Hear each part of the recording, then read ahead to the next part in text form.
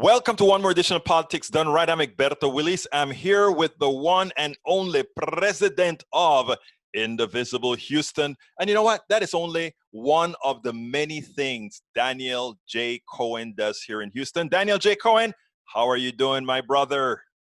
Just another day in COVID universe, sir. I'm doing okay overall, though. I'm a fortunate guy. How are you?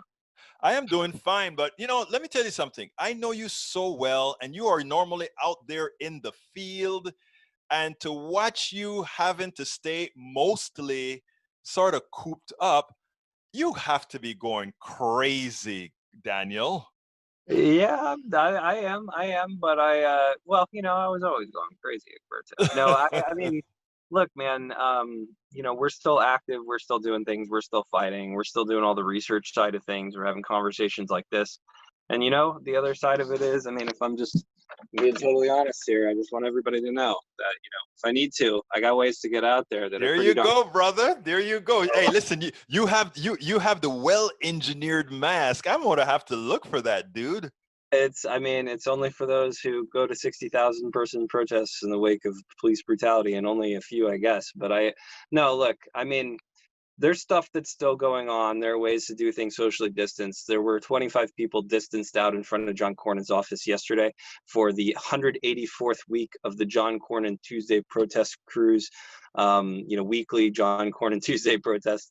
They were calling for, preserving the post office and saving the U.S. Postal Service, and bringing attention and pressure and awareness of that. So there are people that are out there. This Friday at 7:30 a.m. At the JP court on Chimney Rock Drive, just south of Westheimer, there's going to be people out there who are going to be demanding an end to evictions. So people are masked up. They're sanitizing their hands. They're socially distanced, and they're rising against evictions, because for a lot of people, that's life or death for them too. And so there's some of this stuff that is still happening. There are street actions still around the United States, and precautions are being taken to the best degree possible. But I mean, people aren't staying inside right now entirely. Some of them are flagrantly breaking COVID policies, and then other people are going outside, but are actually taking precautions as well, but still showing up to apply pressure to their elected representatives. That is actually pretty good, because there's a time Trump and them were saying things like, "Oh, look at all those protesters. How comes you're complaining about when our people do things?" I'm like, your people don't want to wear masks. If you take a look at a lot of our protests, not everybody, but a large percentage of them are actually wearing masks. They don't live in fogland. They actually live in today's reality. But Daniel, two things I want to talk to you about. First of all, I want to get your impressions of the Democratic Convention before we go into the other issue. What are your thoughts? I'm not watching it. I'm being totally straightforward when I say that. I mean, I'm just telling people right now, I'm not watching it, because I already know where I stand on things. I think I stand pretty close to where you stand on things, which is that, we have this, look, people use this a lot. They say, don't let the perfect be the enemy of the good. And there's something behind there, two interpretations of that, or two reasons someone might say that. One of them is very reasonable, and the other one is not reasonable at all. The very reasonable interpretation of it is vote for your best available option. And the less reasonable version of it, that I think a lot of maybe your listeners would identify with as well, is, don't let progress get in the way of, a problem that kneecapped that progress in the first place, because there's something much worse standing behind the door. Mm-hmm. And if you say it kind of with the second, a lot of people say it with that second implied meaning, and don't realize that they're doing it. Because I don't personally think that we are actually talking about something perfect in the first place, and I don't think we're talking about something necessarily good in the first place. It's not that I thought, a more progressive candidate was ever going to be perfect. In fact, all of the fans of progressive candidates always say the same thing, that once they get elected, your job is not finished, and showing up and going to the voting booth is only one very small part of what you do in the first place. There's never been a perfect politician. I don't know one left-leaning voter, high information voter, who would ever say, I got my elected official, and then throw their hands up, especially after the Obama presidency, when we realized that the person you put in there in the first place may or may not be at the level that you wanted them to be at, and also that they can't even do the job alone to begin with. That they, you need a movement and you need support behind it and all of those things. And we don't necessarily think that the option that we're going to wind up with is all that good anyway. It's just that this is kind of where we're at, and this is where we land on things. I did see there was that kind of manufactured crisis by NBC when AOC. When AOC, yes. I mean, this is why I don't watch this stuff. It's just, if I'm going to get my blood pressure up, I try to do it over the stuff that I can, that I can really immediately impact and things like that. I throw no shade to people who are watching it, whether they're getting something positive out of it or if they're doing media critique and analysis. That's cool. But just for me right now, I'm trying to focus on the work that's in front of us, the grassroots work that's in front of us. And I kind of know, I don't have a lot of the time for the DNC in my own world and the stuff that I'm working on. So I haven't really been watching it. Well, let me tell you this. I think I understand exactly what you're saying. I have to watch it. I have Sure. to watch it. But, but the thing about it is, you hit on a very important number, that we know what we're getting. So therefore, we know what we're going to do. But our job itself is to go out there and make progressive change, irrespective of what's elected. It doesn't really matter. So you're pushing forward, like all of us should be pushing forward. Whoever is in office, we are going to continue to push forward. Oh yeah, and there's other stuff too. I mean, there's making sure that the world knows, for example, and you have a national viewership. So if anybody saw Art Acevedo on that first day, yes, the hero chief Art Acevedo, take it from the people on the ground that are paying attention to that. Art Acevedo is no hero. Art Acevedo invoking the name of George Floyd is a tragedy. That he was able to do that and get away with it on national television. That he was part of an opening panel is a shame. It's shameful that that's happened. Explain why, because a lot, let me tell you something, Daniel. I've been preaching recently on the police officers, and I finally came out and said, police officers are not the friends of POCs, period. And I make every attempt not to use police officers. If for some reason somebody have a gun on my head, I hope to see one. I'm not, we want to see the police officers in that regards, but I try to stay away from them because I always feel that they see me as a suspect first. And it doesn't matter if it's a white officer, a black officer, or otherwise. That's how many people of color feel. Well, yeah, and I mean, you see these actions that are taking place, shutting down JP courthouses and standing in front of courts and like not letting landlords in to file eviction claims because the entire system right now is stacked against people who can't pay their rent and they're just going to get thrown out on the street. Well, the person who's going to get called in to break that chain and arrest those people will inherently be the state, and that arm of the state will be the police. And so there's some of these circumstances where the inherently like doing a job is going to position the people versus the muscle, and the muscle right. will be the police departments. But even if you in addition to that, Chief Acevedo himself has all kinds of specific problems that he's twisted all of the narrative surrounding George Floyd protests in Houston. He said that there were out-of-towners coming in that were causing disruption. That's not true. He said that there were people who were causing mayhem in the first place. A lot of them actually were like, what originally happened is people kneeled in the streets that were essentially shut down because there was a big protest that day. And because COVID-19 shut down a lot of the businesses around there, they kneeled in that street, and then they used kneeling in the street because you're blocking a road that is already not being used as justification to roll on those protesters. There were people who were asking to leave. They weren't allowed to leave. There was some sort of gas released. We haven't gotten to the bottom of what it is because they bury the FOIAs. We don't know what the PR budget of HPD is because they bury that too. He's doing, panels out in the street where he's like sitting on a metal chair. There's like an 11-year-old kid leading the march, and there's Chief Acevedo walking alongside him. He's demonizing people. They're defaming people. There are people who are in the prison for 30 hours. They put them in jail 30 hours, no mask, no clean water. And then he walks away as some sort of hero cop. I mean, in 2016, this was a guy who, as Austin Police Department chief, thanked Alex Jones after going on his show for supporting the Austin Police Department. Alex Jones is out here whipping up a fascist far-right fringe frenzy. And this is the guy that's supposedly in charge of our public safety. If you ask anybody down at the protests I mentioned, the weekly protests, the Tuesday John Cornyn crew, there are a lot of people out there who are older. There are a lot of people who voted for Clinton, and liked Clinton, right? Like actually liked her quite a bit. So you can see that in some cases, maybe their ideology is not super radical or leftist, but they're starting to see that there's 6 and 7 cop vehicles sometimes down there. They had a paddy wagon for a few weeks after the George Floyd protests. They're getting over policed, and maybe like it's starting to change the way they look at some of this stuff. Over time they see that there's this great waste, and it's obviously a hostile posture that's being implemented by this system. And in the wake of George Floyd, Houston gave HPD a 4% raise. Azevedo said we've already been defunded. Look at the numbers over the years. It's all lies. It's all nonsense.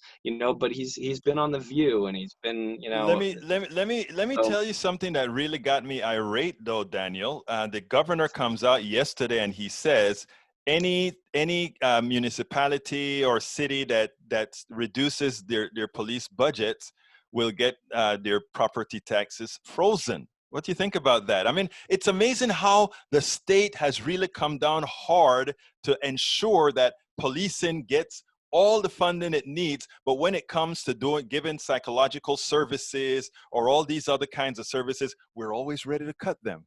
Oh yeah, no, that he would never say if you cut your mental health services, then we'll make sure to freeze your property taxes. He would never say if you cut your local health care expenditures, then we'll freeze your property taxes. He'd never say if you cut your parks department money, then we'll freeze your property taxes. It was obviously political posturing by a guy who's trying to distract us from the fact that he put a secret cabal, not so secret because of the good work of investigative reporters, but basically a cabal of his billionaire buddies and donors and political hacks in charge of his COVID-19 response strategy. And he's gotten people killed to the tune of thousands of people in one of the worst responses to COVID-19, not just in the United States, but in an isolated territory anywhere in the world.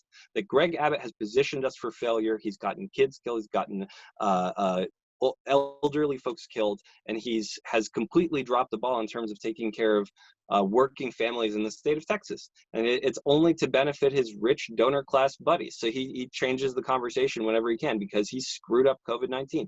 Texas knows it. He has one of the lowest approval ratings that he's ever had before. It's dipped into the 30s. It was like well up into the 50s, no problem. This is a guy that won re-election by 20 points over the opposition. It doesn't matter if you run Mickey Mouse versus an incumbent governor in the state of Texas, a deep red state, in 2018 to win by 20 points, and then now all of a sudden you're 15, 20 points underwater.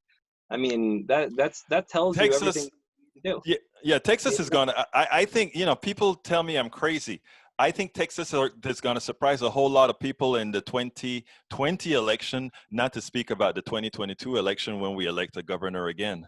So yeah, I think you're going to see. If I don't know, we'll see. We're all fighting in terms of tipping the state and increasing voter participation and outreach. But I'll tell you this: those individual seats are going to start flipping. You're going to see these small territories that were R12 and R15 and stuff like that. And I mean areas where everybody can agree, right? Because it doesn't matter whether you're like kind of over toward the center of the Democratic Party or like a leftist. You pretty much probably believe that Moses is not a founding father. Like, right? Like, there's some easy stuff here, right? So those state board of ed seats and stuff like that went into Republican hands by 12, 15 points before. I think you're going to start seeing some tighter races, and some of that stuff is going to start to flip. And I think you'll see a few of those flip this cycle. And for example, I don't know, you might see the Texas House flip. They only need 9-10 seats. I actually think that that's what we're looking at now. Daniel, I have another, you're a thinker, so I want to throw something else at you that I've been thinking about for a long time. Lincoln Project, Kasich, all these Republicans are coming into work and get good speaking positions at the Democratic DNC. AOC gets 60 seconds, right? I have a theory, and I don't know, again, I haven't really put it out there, but I have a theory that the Republican Party is a goner. It's a Trumpist party going forward, and I don't think there is a resuscitation of that party.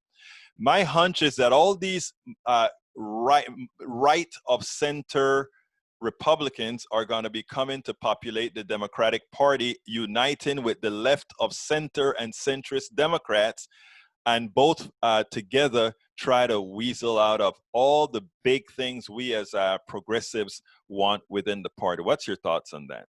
I think you're basically right, right? The right of center types, I don't think are joining the party because of that. I think they are saving their skin, and I think they do oppose us ideologically, and they believe that stuff. It's not I don't know that. I think actually like the Kasicks of the world, I don't think it's like machinated that they're like, I'm joining to kill Medicare for all. I just think that that's the function of what's going to happen. I think that the centrist and left center types at the highest ranks do very intently try to kill those policies because they believe that it would undercut their donors, and they believe that it also would undercut their electoral advantage.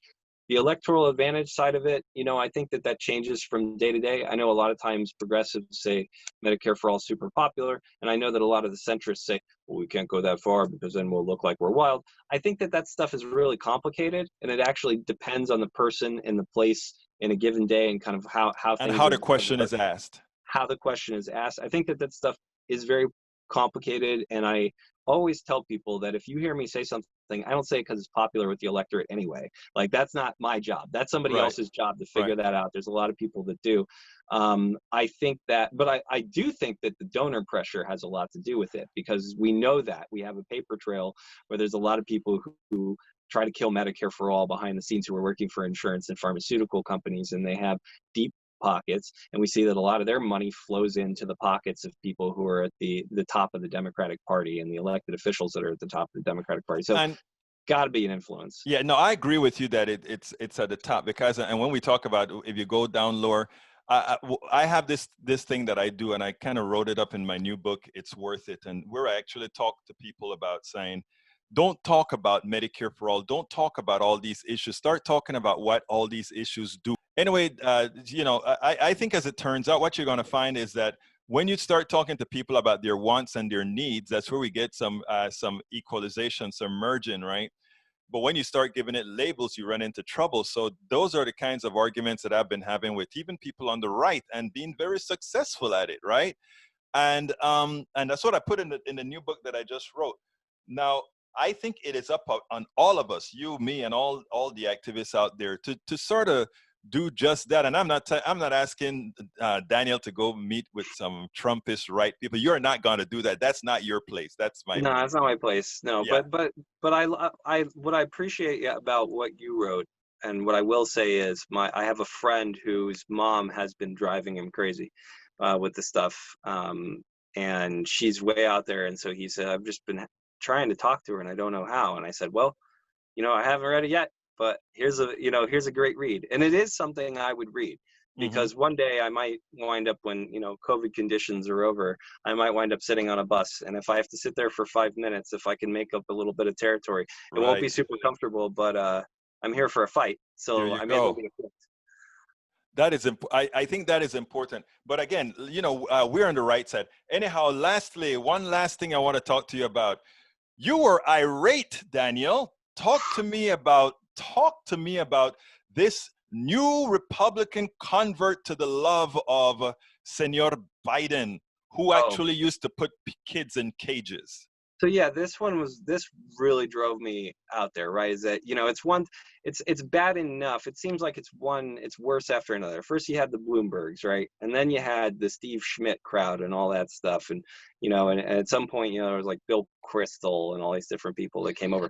Now, Miles Taylor, who's the chief of staff for Kirstjen Nielsen, writes this op-ed in the Washington Post, saying that he had seen firsthand the horrors of the Trump administration, and that we must get rid of them. So this is the chief of staff for Kirstjen Nielsen. So the person who not only helped her implement the DHS child separation policy, oversaw all of the people getting killed in private prisons that were contracted to ICE, and all of the other horrors, and the tear gassing of people at the border, every other horror that was happening when she helmed DHS.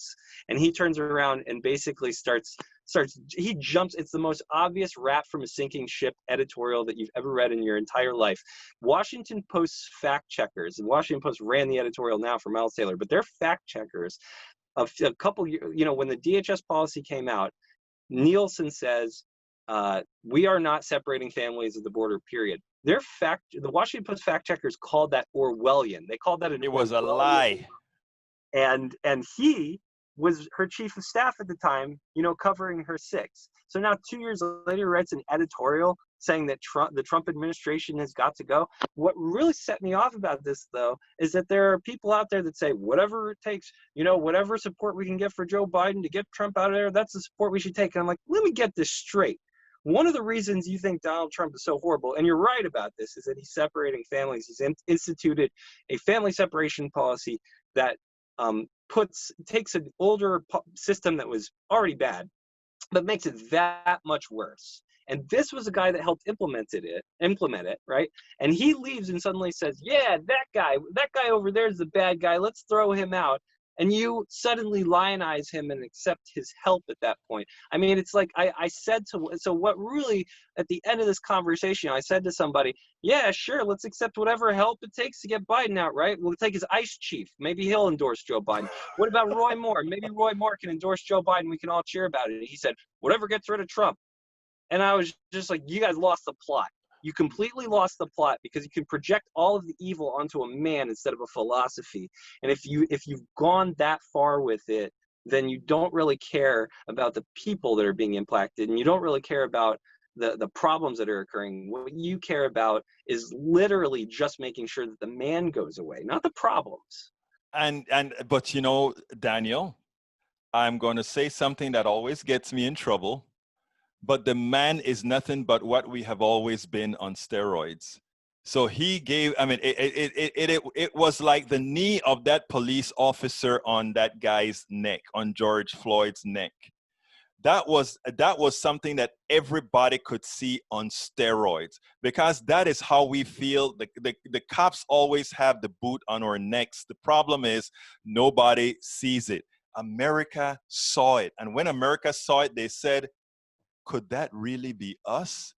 And that's why you see things like Black Lives Matter immediately increased in their favorability ratings and all of that. That's my thought. Go ahead. The activists did great work before that to set it up, and to get those policies out there, so that way that when unfortunate things happen and people say, what do we do?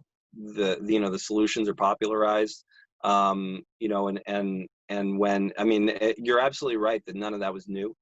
And you're right that this is not entirely new. I think it's worth mentioning, it's a symptom of a larger problem, but symptoms can become their own cause. If you have a condition and a condition gives you a particularly bad symptom, that symptom can then lead to other symptoms that are really bad. And I think that you do sometimes have to address the bleeding artery, so to speak, that was caused by whatever the underlying condition was in the first place. But yeah, I agree with you. Let me tell you one other thing though, Daniel, and this is where I try to live now with both my activism and what I do. I try now to realize that we are what's that word that when people can influence you? People can influence us easily. Susceptible to influence? Actually, yes. Okay. We're susceptible to influence. We're susceptible to groupthink. We're susceptible to all these things. And there are some of us who have the power to be. I got it. Impressionable. Exactly. There you go. Thank you. I know you would come up with it, Daniel. I know you would come up with it. Anyhow, so what I try to do with my version of activism is give everybody, whoever you are, the benefit of the doubt as being someone who has been that way. In other words, impressionable, etc. Now, after you've been presented with the truth and you've been presented with a side, that's only after then would I judge. So that's what I try in dealing with people with my activism. I know you don't go that far, but that's okay. I'm still here. You got a heart of gold, Egberto. Brother, let me tell you, give me a closer because I got to get out of here, process this. All right, right on. So if you want to learn more about what's going on down here in Houston, if you want to get involved, there's never been a more critical time, but there'll always be a critical time, but there's never been a more critical time. So visit us at indivisiblehouston.org. That is One Nation Indivisible, Houston, like the 4th largest city in the United States, .org. Long live AOC. Let's go make the world a better place. Daniel, thank you so kindly. It's always fun talking to you. It's always informative talking to you. And we always learn a lot when you're on the show. Thank you so kindly, brother. Thank you. Lots of love, man. I'm Egberto Willies, host of Politics Done Right, an independent news program. I post several news videos of interest every day. I ask you so kindly to subscribe to my channel and please leave me some comments. Thank you very much.